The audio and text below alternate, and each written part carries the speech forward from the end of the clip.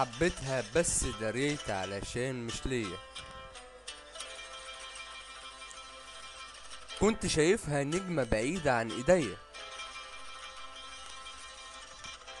مهما هطير علشان المسها هتبعد هي. قلت خلاص وكفاية اني شايفها بعينيا، بس حلمت ان ابقى معاها في يوم، وفضل الحلم يزيد جوايا يوم عن يوم. وكل ما اقول بكرة هقول اصحى من النوم، اصل انا بحلم واما الحلم بيحلى فجأة بقوم.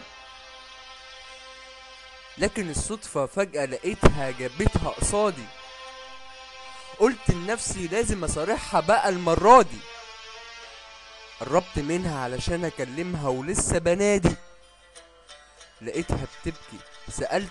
سألتها مالك، قالت عادي. كلمة في كلمة حكينا كتير، ارتاحت لي. واما ارتاحت لي سألتها مالك، قالت لي ما كنتش فاهم وفهمت بعد ما شرحت لي.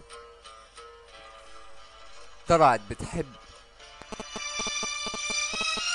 وقلت يا ريتها ما قالت لي. لكن الصدفة لعبت تاني معايا برضو، لما قالت لي اهلي مش عايزين يرضوا، وهو تعبني وجرحني ومليت من عنده، وهو اناني وهو لحد ما بعده.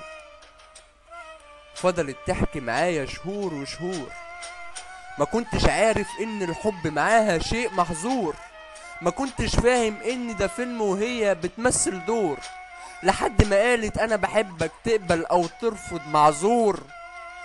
هي ما كانتش في بالها ان انا ممكن احبها، اصل ازاي حد بتحكيله عن مشاكلها في حبها ممكن يقبل يبقى في يوم مكان واحد حبها. بس مشاعر الملهوفة خلتني اوافق وقتها، اصل ازاي ارفض حبها وانا بحلم بيه. وحسيت خلاص اني لقيت اللي بدور عليه، ونسيت ساعتها كل كلامها عن حبها ليه. وعشت معاها ايام في سعادة ما تتوصفش، واتفقنا ننسى اللي فات واتفقنا ما نختلفش، واتفقنا نعيش لبعض لحد الموت ما نفترقش. اتاريني بحلم لوحدي والاحلام ما بتتحسبش. بدأت تتغير في كلامها وما بقتش فاهمها، والكل يقول لي لازم تبعد عنها وتسيبها، وانا اقول ما حدش فاهمني انا حاسبها.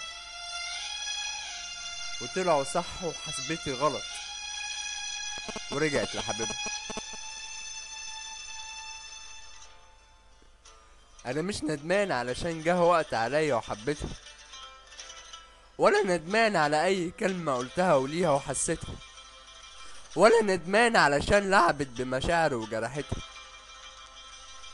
انا ندمان على اللي انا سبتها قبلها وعرفت قيمتها.